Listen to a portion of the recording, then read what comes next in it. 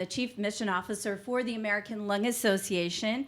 Thank you all for joining us today, and thank you so much to our co-hosts for today's event. They include the Harvard Center for Climate, Health, and the Global Environment, American University's Center for Environmental Policy, the American Public Health Association, and the Children's Health Network. Today's event is being live streamed and recorded.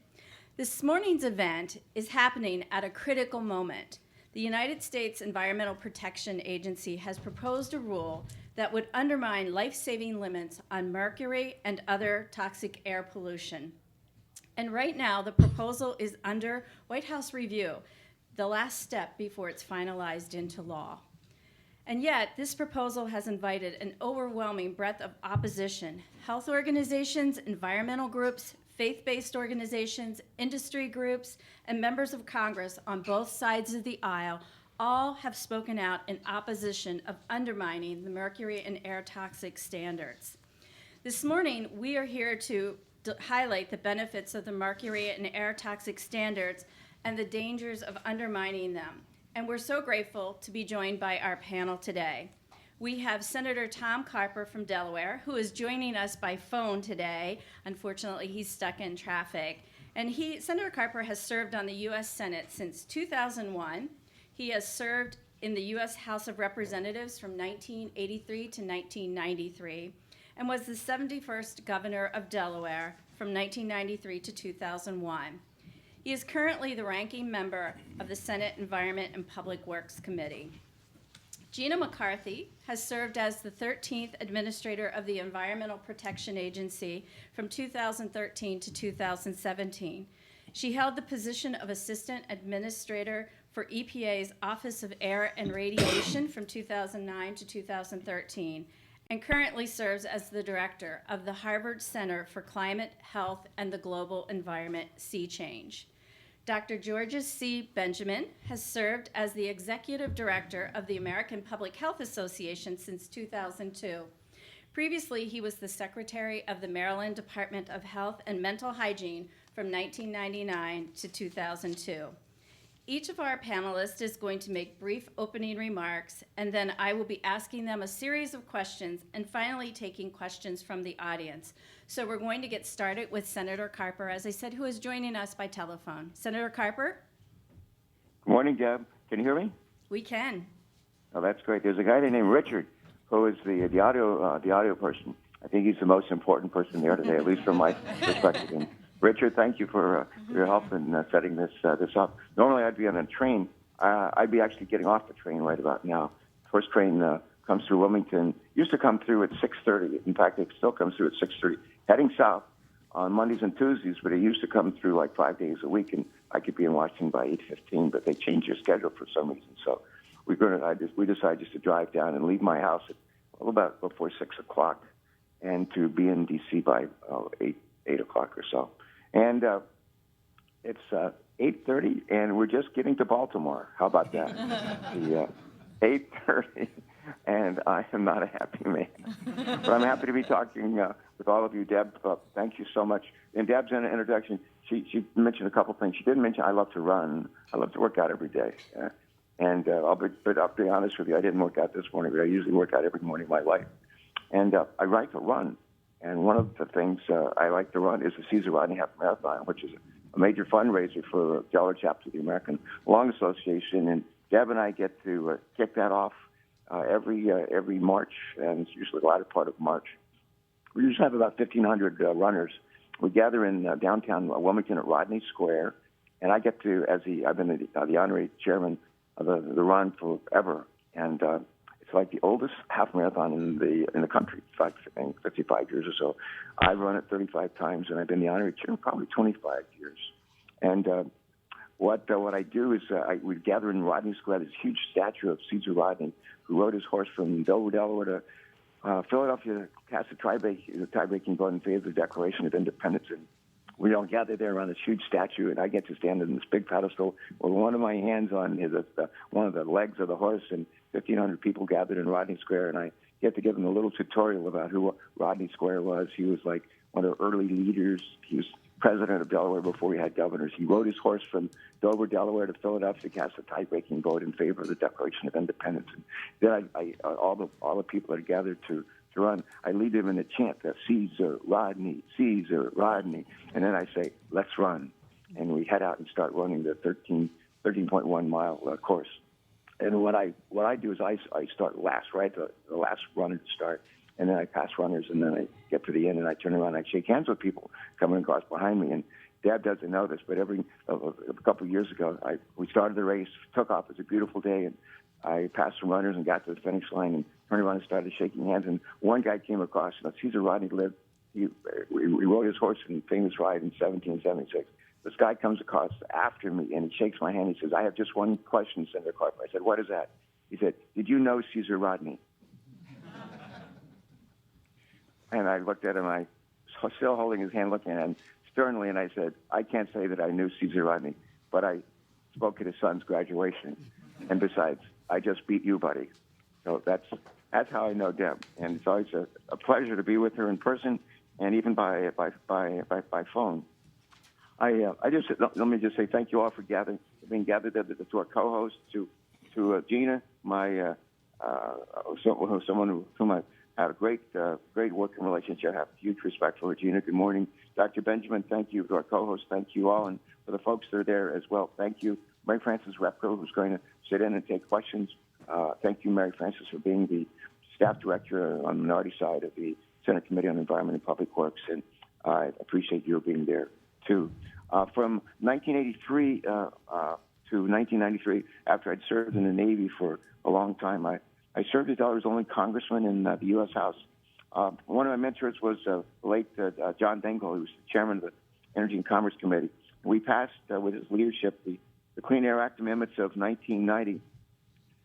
3 years ago, we knew that the mercury and other air toxics, including lead, including arsenic, were hazardous to our health. We knew that the air toxics build up in our bodies and can lead to cancer. They can lead to mental impairment, even to death. And we knew for 30 years ago that the mercury pollution was especially dangerous for unborn children. So needless to say, we knew with certainty that EPA had a responsibility to clean up our largest sources of air toxics. And when an overwhelming majority, including me, and overwhelming majority of Congress, Democrats and Republicans, passed the Clean Air Act amendments under John's leadership in 1990, we intended for the law to ensure that our country's largest emitters of mercury and air toxics would reduce those harmful emissions. And about a decade or so after the Clean Air Act amendments of 1990 were signed into law, I started working as a congressman, not as a governor. Somewhere in between Congress and Senate, I was a governor for 8 years. But I worked with Senator Lamar Alexander, also a former governor in Tennessee, me from Delaware. But we worked on legislation that would have required utilities to reduce mercury emissions by about 90%. And at the time, most utilities told us that it could not be done. However, a bunch of them said they couldn't even get to 80%.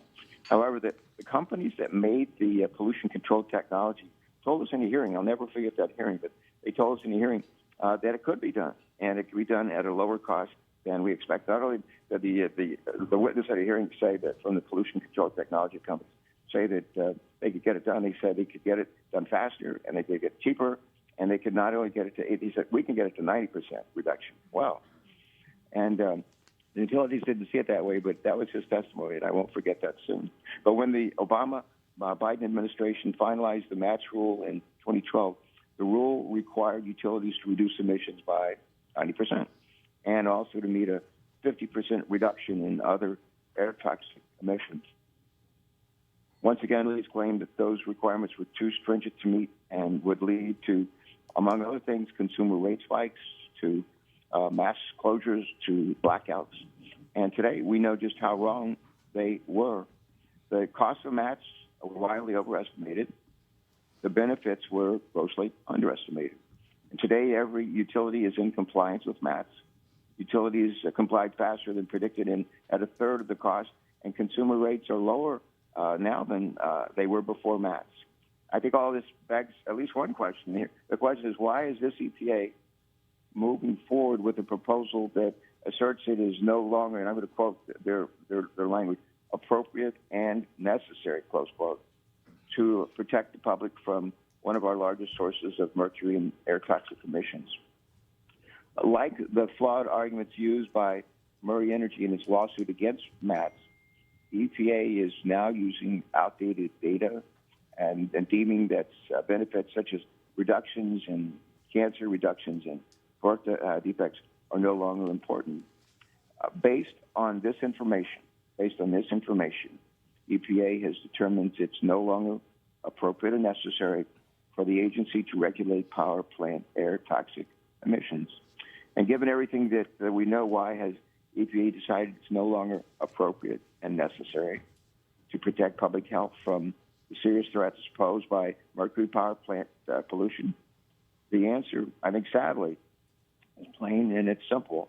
By gutting the legal foundation for MATS, EPA door for lawsuits to kill MATS in the future. And as someone who has worked for years on bipartisan solutions to reduce mercury pollution, I'm going to continue urging EPA Administrator Andrew Wheeler to chart a more responsible path. And with that having been said, let me now just hand the baton over to my friend Gina McCarthy. Gina, it's great to hear you. I wish I could see you. Maybe if I'm lucky, I'll get to you soon. Thank you all very much. Take care. Thank you, Senator Carper. First of all, thank you, Senator Carper. Thank you for all of the work you've done. You know you're one of my heroes. Dr. Benjamin, thank you as well for all the work that you have done in APHA. I want to thank ALA, AU, and Children's Health Network and everyone involved in this, because it's a great opportunity for me to come back to DC for a little bit and then run away, which is what I plan to do. But first of all, let me say go Mats, Nats rather, Nats. Which is it? Gotcha. First, I want to admit that I actually never expected to be back in D.C. in a gathering like this to talk about the MATS rule. Feels a little bit like a wake bordering on a funeral, and I never quite expected it, because MATS was a done deal in D.C. before I was a done deal in D.C. It took EPA 20 or more years to actually catch up and do its job and move forward on reducing mercury pollution from coal-fired power plants. And it took a bunch of court mandates so that we could protect generations of kids, and come to find out, adults as well, based on the new science.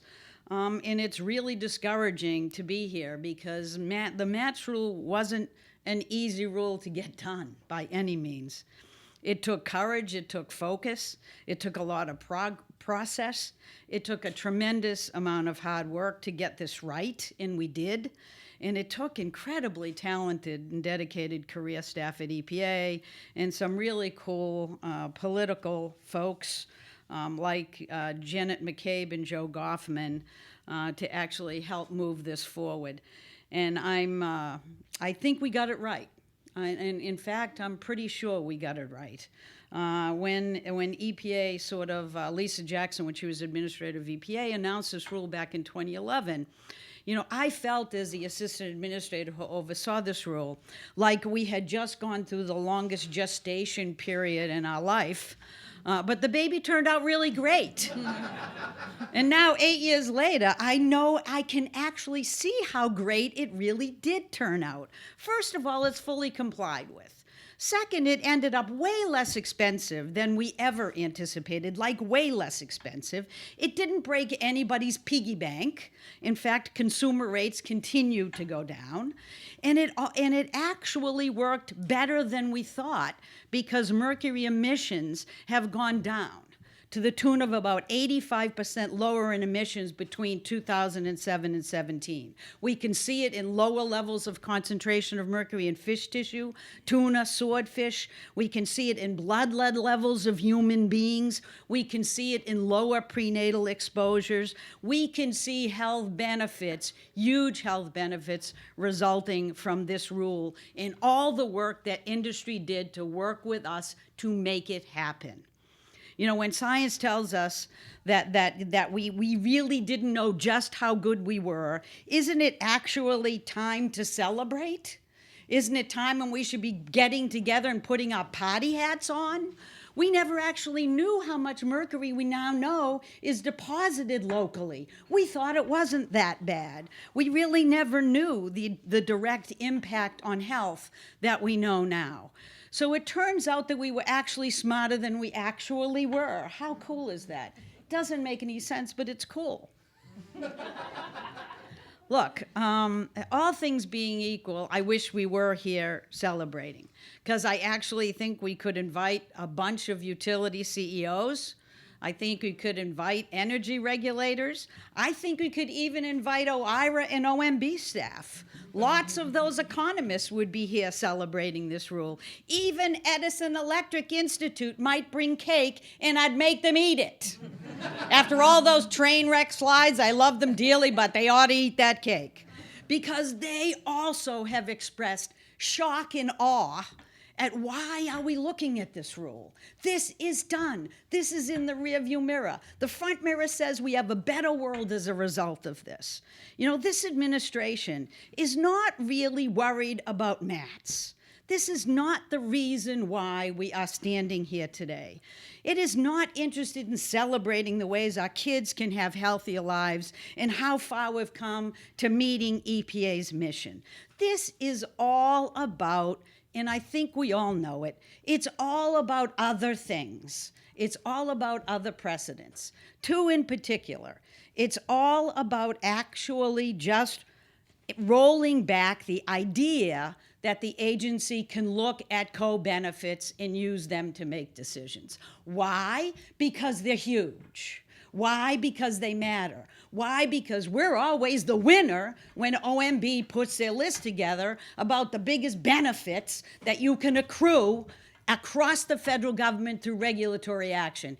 Even this administration in 2018 had Mulvaney standing up and saying this. That's why they don't like it. And secondly, they want to just make sure that as we're looking at costs and benefits, that all of a sudden cost doesn't become a consideration, but it becomes the decision point.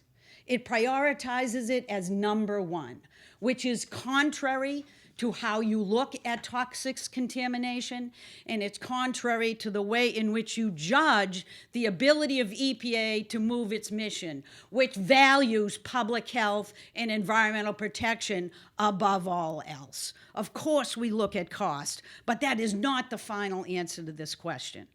So, if you look at this, you will see, I think, pretty quickly that neither of those two things are going to cut it. Saying cost benefits actually have to just revolve around getting rid of a consideration of co-benefits is really contrary to OMB and OIRA requirements that have been in place since 2003, aka George Bush's administration. And we know that there is no way in which you can elevate cost based on a misread of the law without getting it challenged in court and having it successfully overturned. So I am putting my party hat away for now. I'll let those balloons stay in the package. But when this administration does what we all know it's going to do, and they finalize a rule that really ignores the law, that doesn't consider the best science available, that doesn't actually look at interpreting properly legal precedent that's been around for a long time, and that doesn't follow established rules, then I think that we are going to have an opportunity to keep the MATS rule in place and alive. We are going to work with our constituents to make sure that that's the case. And when that happens, I am going to pull out my party hat. We are going to have a celebration somewhere.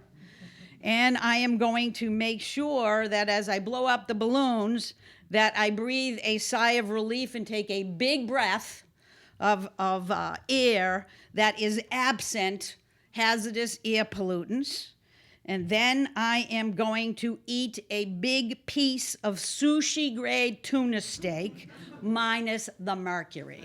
Thank you very much.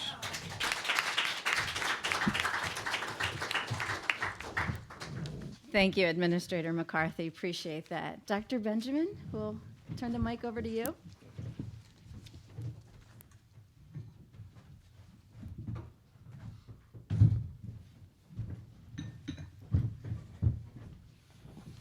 Well, good morning, everyone. Good morning.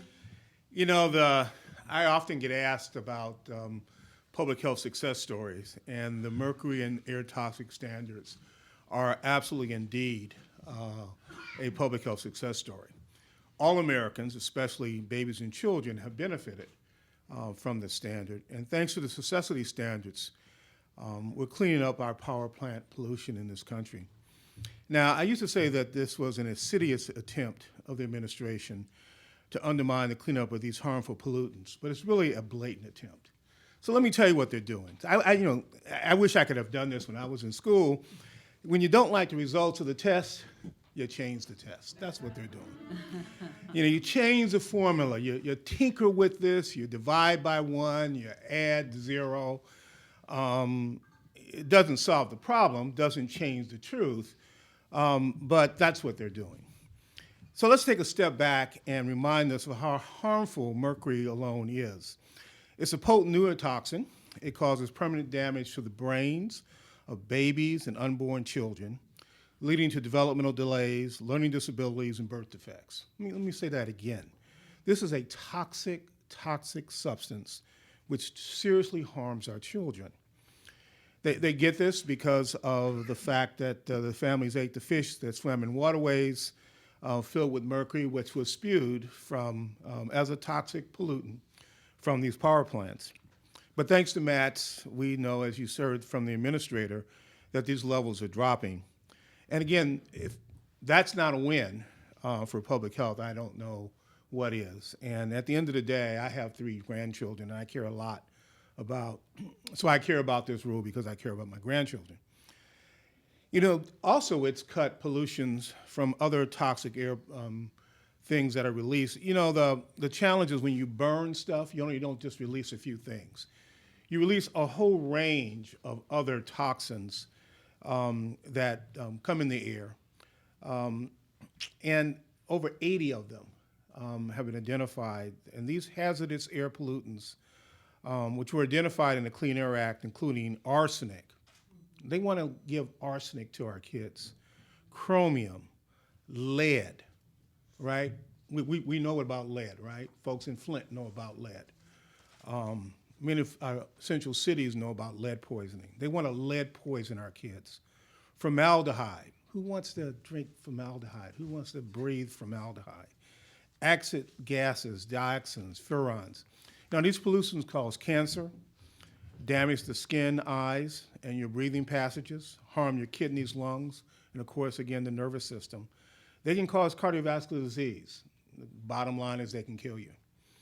In this proposal, EPA is trying to ignore, this is the new proposal, ignore the full range of health benefits from the mercury and air toxic standards, including those that prevent premature deaths by, again, inappropriately excluding these benefits from their benefit cost calculations. Now, cleaning up air toxins from power plants has greatly reduced particle pollution since 2012.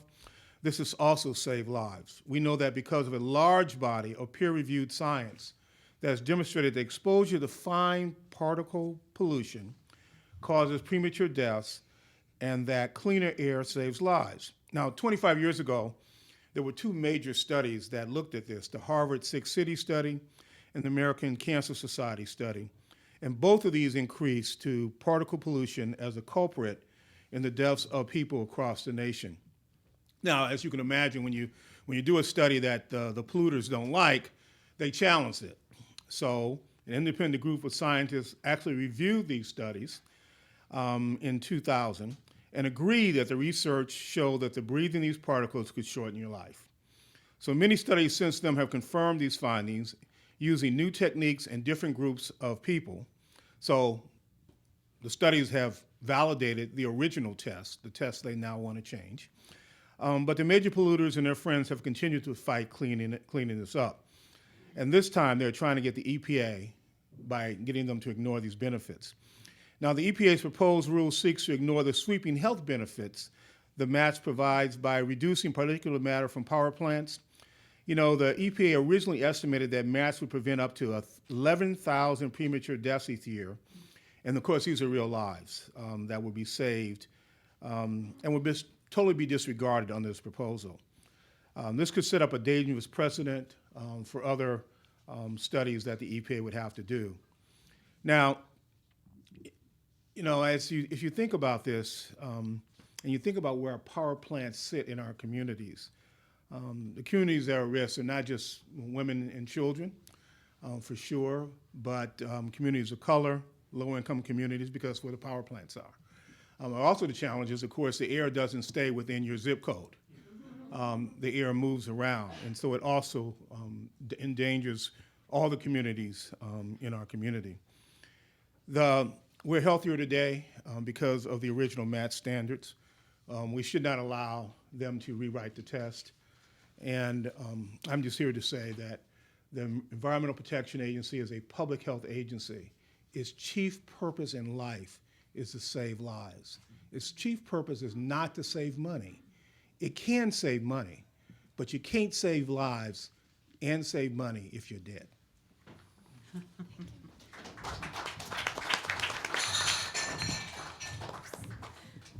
Okay, thank you, Dr. Benjamin. I'm going to ask a few questions of our panel, and I'd like to also introduce Mary Frances Repko, who is the Democratic Staff Director of the Senate Environment and Public Works Committee, and she'll be joining us on behalf of Senator Carper as well.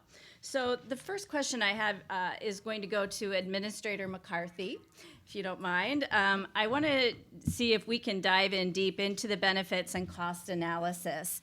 And as I understand it, there are some inconsistencies in the approach that EPA is now taking when it comes to how it calculates the benefits compared to how EPA had previously analyzed the costs and benefits. And I was wondering if you could explain more about EPA's current approach and how it is different, and then what do these changes mean for public health protections? Well, I think the use of the word inconsistencies is a pretty moderate way to say it, but I thank you. And I thank ALA for all of their tremendous work on all this, because they'd be beating me up if I ever put anything even close to this out, and I deserve it. But let me just say first that, as we've said before, that this is really, the majority of the emphasis behind this is redoing the way cost-benefit analysis is done. So let me try to explain a little bit about how they did it. Most importantly, it is the cost-benefit work, because that will really cut the legs out of the Clean Air Act. Mm-hmm. It's going to cut the legs out of EPA, and I would suggest that that's the main reason for this administration at this point, and it's consistent with everything else they're doing on science. But it's not that easy to cut through it and look at what they're trying to do. So first of all, I would call it playing fast and loose with science. Many people have called it results-oriented science and results-based accountability. They know where they wanted to go, so they did everything, backtracked, and looked at how to get there in the most legitimate way they could think of. And so they did things like not play by OMB rules. They don't count co-benefits. The interesting thing is, in order to make the Clean Power Plan proposal beneficial, they counted co-benefits. That only happened 4 months after the MATS proposal. I hadn't forgotten, so I did see the inconsistency by then, right?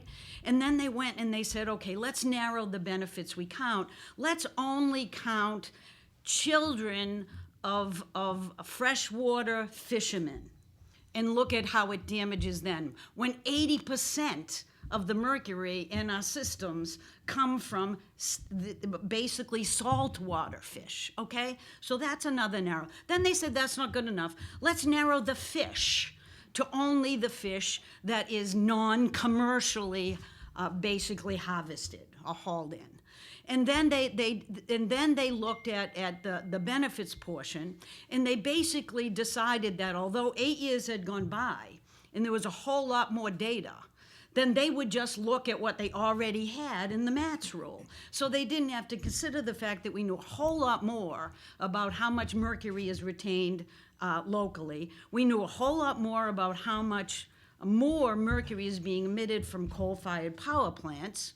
And we knew a whole lot more about how to look at the health consequences of those. So they did everything humanly possible, which is going to be so apparent to any court, to bend over backwards to get the answer they wanted. That is not how you do cost-benefit analysis. Even OMB said, what? When they looked at it? Did they stand aside and let it happen? Yeah, but they said, what? You know, they're like, whoa, this is interesting. And I would like people to worry a little bit about thinking that this may be the same way they do rules all over the place. And let's see what that means for other agencies as well. So they really just did everything possible to get to the outcome they wanted. They changed the rules, they changed the numbers, they ignored the science.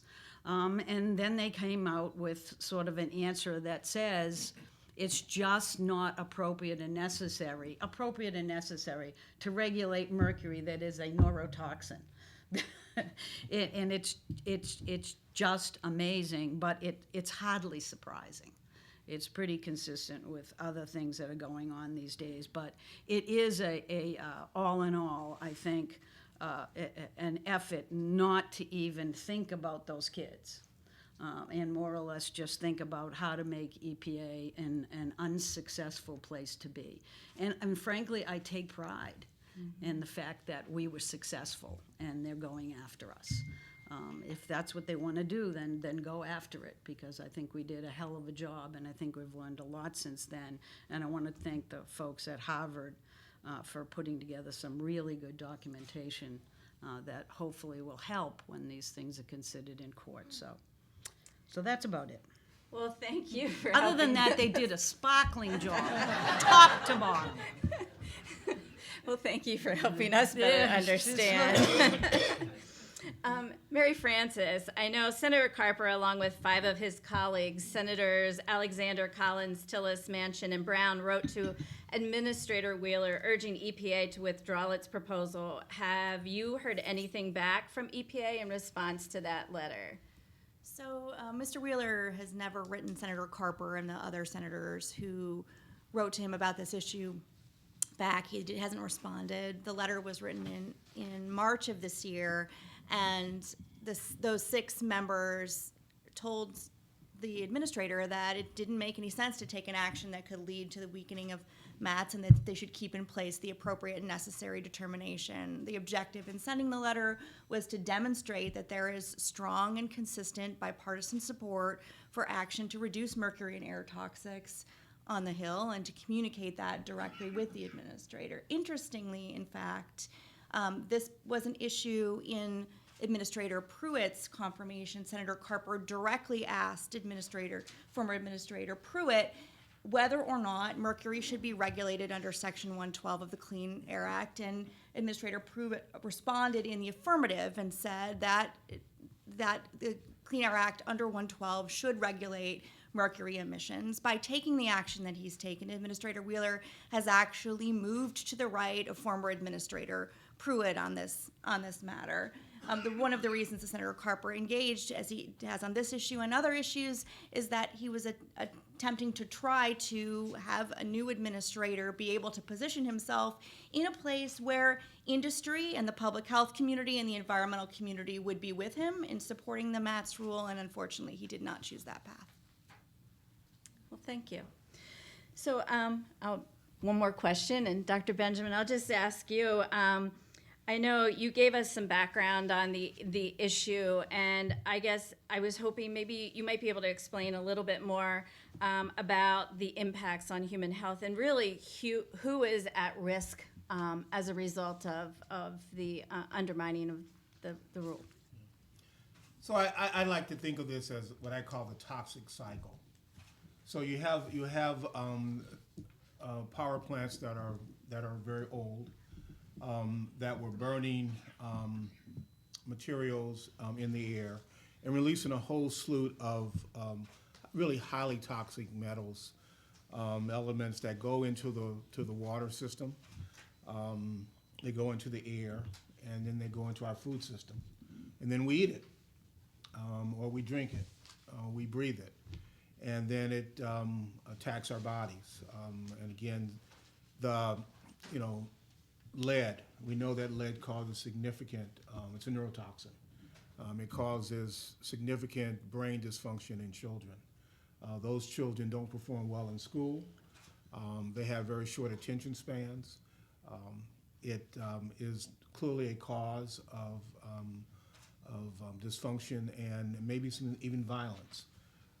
We know that arsenic causes a whole range of neurological problems. We know that even some of these elements are even radioactive, so we get exposed to higher levels of radiation than we can tolerate. And all of those things cause a range of cancers. People with already who have asthma and reactive airway disease, these materials stimulate them so that they have more asthma attacks. In addition, it causes a chronic inflammation of the lungs, so that they also develop chronic lung conditions from it. So it's one of these things that impacts, all of these elements impact a whole range of systems, including your kidneys. So it's not just those organs, but they also get into your kidneys, they get into your liver, and cause cancers.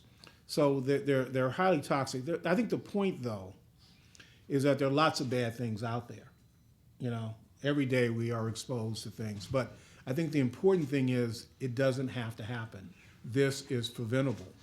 The MATS rule has not only shown that we can do something about this, but we can do this at an affordable cost without sacrificing the economy, and we can be healthy. So this has been a win-win for both the health community, the economic development community, and it's moving us a long way towards having a safer environment. And so why anyone in their right mind would want to step back is just befuddles me for when you have such an amazing success story. This is, if they were physicians, this would be considered medical malpractice. It is clearly political malpractice because they will pay a political price for this. And it's inhumane and unacceptable. Now, we don't know what this rule will come out on the other end. We've all shared our concerns about it. The administration has not shown, except under extreme pressure, that they will change their minds on things. But we need to keep the pressure on because it's not done till it's done. And even when it's done, we need to be ferocious and push it back. Thank you. Thank you. So at this point, we'd like to open up the floor for reporter and audience questions. We ask that you wait for the microphone, that you identify yourself and your affiliation, and then if your question is for a specific member of the panel.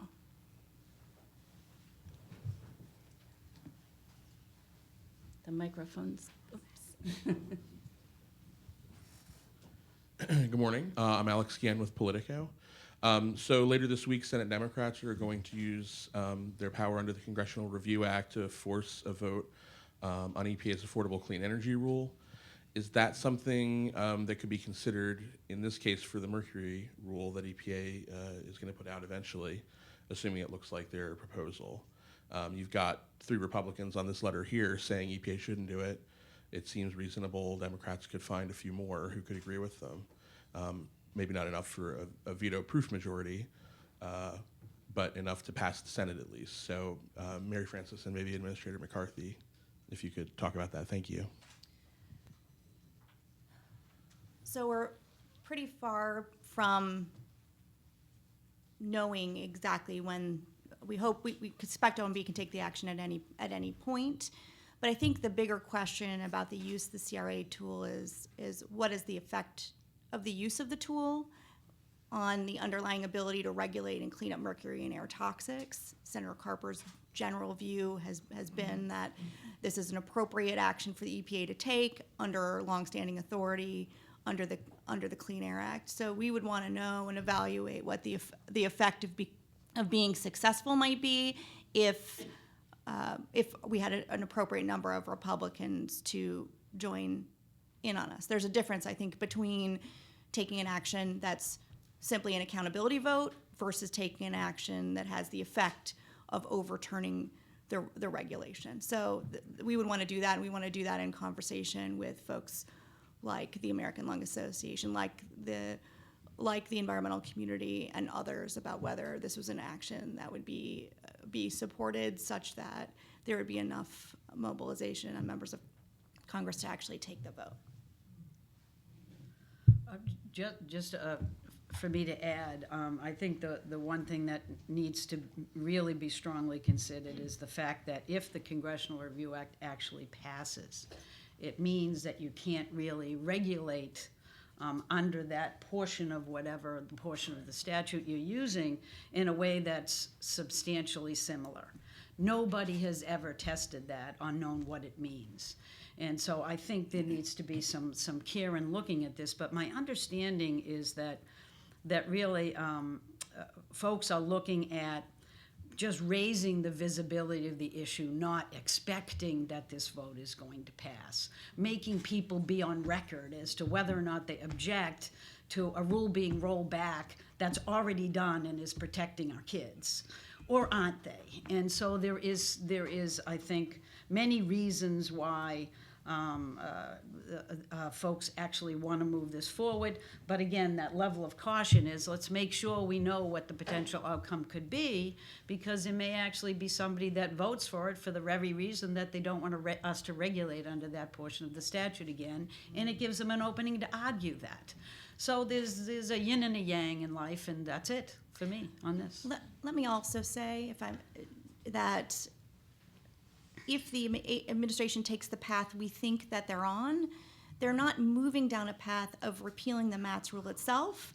They're moving down a path of changing the legal underpinning for the rule. So the other thing that becomes sort of less clear is, what does a vote mean?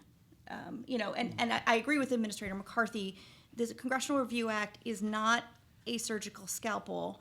It is a sledgehammer in terms of what it means to take an action under the CRA with respect to a particular rule. The only, we've had additional rules challenged under the Trump administration. The only prior precedent we had was under the Clinton administration and the ergonomics rule, and we have not seen successful promulgation of a rule to address the potential motor concerns of people in the workplace since that time. Can I just, do you mind if just one more follow-up, and that is that I think that the question of legal precedent is an important one. I think if you looked at it, EPA did during the Obama administration in the final days did, a pretty good job at making sure that the rules were not subject to the CRA, because we counted a lot of times. Because it's a counting exercise of how long Congress is in. But this administration is claiming through their mass proposal that they're not actually getting rid of the MAT standards. But it is a ludicrous argument, because if you take away the predicate that's necessary to regulate, which is appropriate and necessary, then you have essentially just a appeal to the court in a short period of time before they say, yeah, you're right, those are gone too. And so it's just a sham to say that this wasn't going to take away the entire standards, because it clearly will. And so so I just had to make that clarification, because it seems to be sometimes lost on people about how extensive this is and what it might mean. It will simply rely on utilities who, frankly, were actually fully engaged in this rule and did a great job in complying with it, and worked with us hard to make sure they could do it in a reasonable way. So I feel terrible that the rug is being pulled out from them with this rule, because they're going to be, in a very difficult position. And the administrator actually has made the statement, the EPA administrator, that don't worry about it. They'll keep. They spent all that money for the equipment. They'll surely run it. Really. They are not, they're not public donors. They provide a public service, but they are a private sector entity. They are going to want to compete on the best cost footing they can. It's ridiculous to say that. If you look at what happened during the acid rain program, when the NOx allowances went cheap, they just bought them and they ran their equipment the way they wanted to.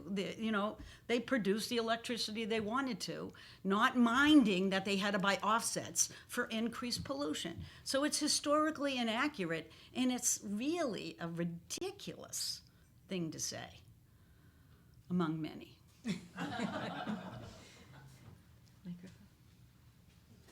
Thanks. Lisa Friedman from the New York Times. Thanks for doing this. You were just mentioning that the utilities have raised concerns about this, obviously, but they're other than a couple letters, they haven't been very visible in this fight. And I was wondering if maybe Mary Frances or Administrator McCarthy, you could tell us what you're seeing behind the scenes. I mean, are they getting involved? Are you seeing, is your office working with utilities? Is there any effort to lobby on this or try and stop this rule? Or do you feel like EPA has convinced utilities that, don't worry, all this money you poured in to pollution controls won't be lost, and things will be better for you in the future because we'll make it easier to have fewer rules like this? What we see, what I can see is their efforts in the regulatory space. Lobbying efforts haven't kicked back up directly, but they were engaged with us when we wrote and communicated with the administrator. They were engaged with us when we asked the interrogatories of both EPA administrators in this administration. They're not sitting back, and I certainly would encourage you, if you want to talk to them, to do that, because I think they will be direct with you about their support for the rule. From our perspective, it is just a very peculiar place to be in when you have no one in the regulated community asking for a particular policy change, and they've already installed their technology. They did it at a third of the cost that they were supposed to install, and at least for states like the state that Senator Carper represents, we're talking about $270 million in benefits just for a small state like Delaware. And as both of the other panelists have indicated, we're talking about benefits for the country that reach the tens of billions. I think Administrator McCarthy put it best. These people didn't install this pollution control technology because they woke up one morning and decided that out of the goodness and genuineness of their heart, they were going to try to actively address mercury regulations. Until the Obama-Biden administration, there was no regulation on mercury emissions from power plants.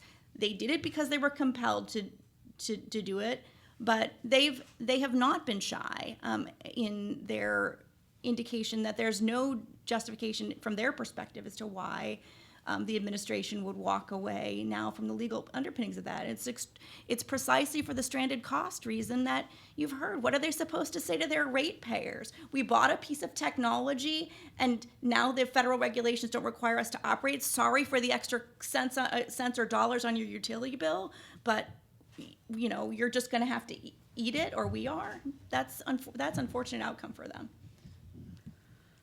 Yes.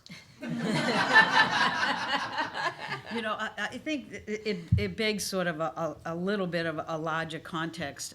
I agree with you. This is really weird.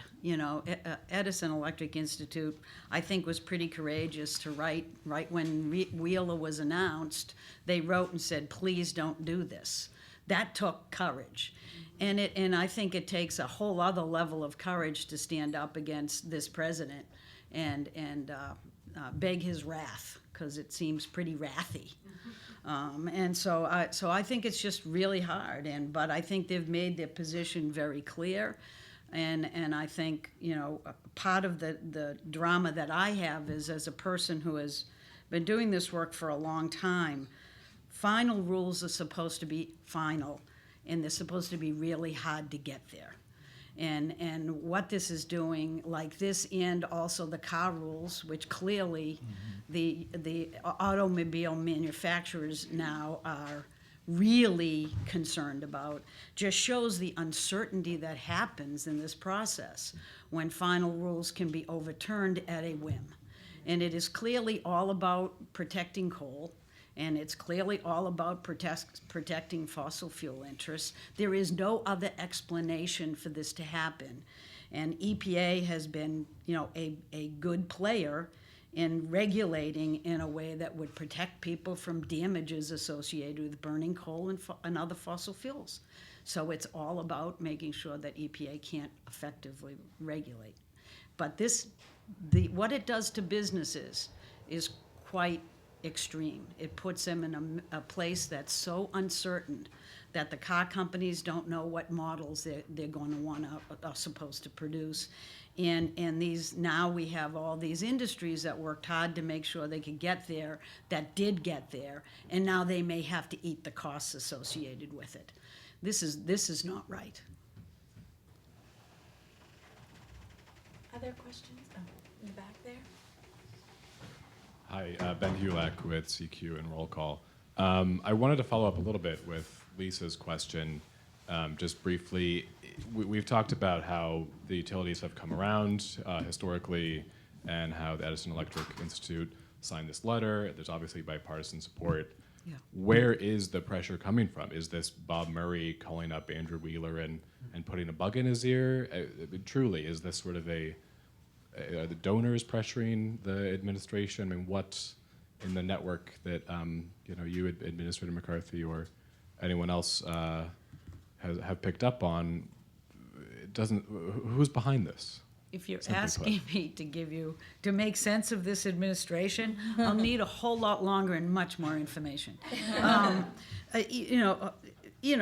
Clearly, and I think if you remember the early days of the administration, if you remember the promises that were made by this president, if you remember the fact that Bob Murray said he had a list, and it pretty much was confirmed that he had a list of things to do to EPA, and they were chugging away at this list, there is no question that the Mercury and Air Toxic Standard was actually finalized at a time when natural gas was coming on in a way that disadvantaged coal significantly.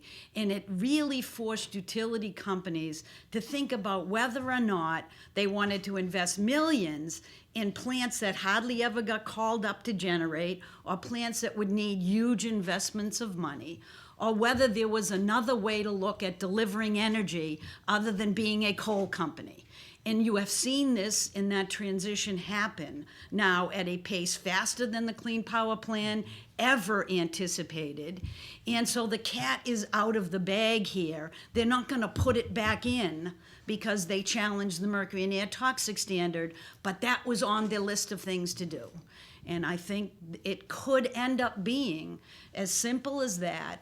But also, there are a lot of strategic efforts being done by policy at EPA. This is one of those strategic efforts to undermine cost-benefit analysis and undermine the legal standard where we have to consider cost, but it's not the definitive or primary reason for a go or no-go decision on a rule. And if you can get either one of those things through, then this will be worth the effort for this administration. Other questions?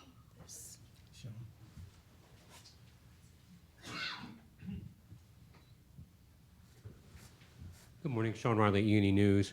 Going back to a statement from Administrator McCarthy, you said you think you'll have an opportunity to keep the MATS rule in place and I do. alive.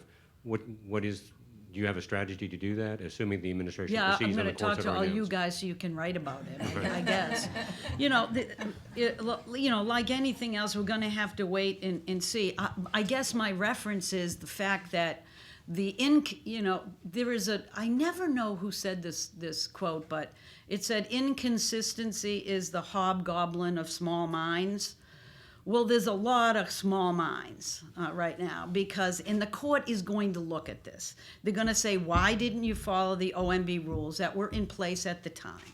They're going to ask, why did you limit it to just kids of fishers in fresh water when the vast majority of mercury comes from saltwater fish? They're going to ask why you in this rule didn't look at benefits of thresholds below for particulate matter and other things below the health-based standard, when in the Clean Power Plan 4 months later you did. So all of these inconsistencies are generally what the courts look at.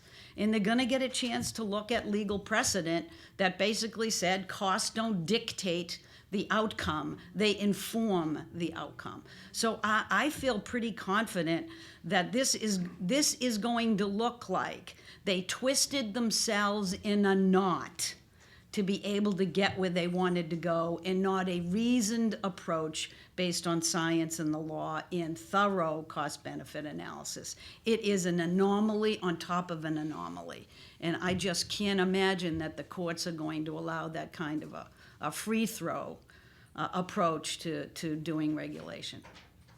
So, do you expect it to fail then? I mean, do you expect this effort to ultimately be Yes. rejected by the courts? Yes. And what certainly I would love to see us make this a kitchen table issue. You know, Mrs. Jones, Uncle Sue, you know, whatever, they need to be concerned about this. And the headline needs to be, Trump administration is poisoning your kids. That's the headline. All right. Well, thank you for those questions. At this point, we just want to thank you all for being here with us this morning, and also just want to say thank you to our panelists for taking time out of their busy schedules to talk about this critical issue. The mercury and air toxic standards are a public health success story, and they enjoy broad support. There is no justification for action to weaken this fully implemented popular safeguard, and the American Lung Association strongly opposes this effort to undermine these life-saving standards. We thank you for joining us today.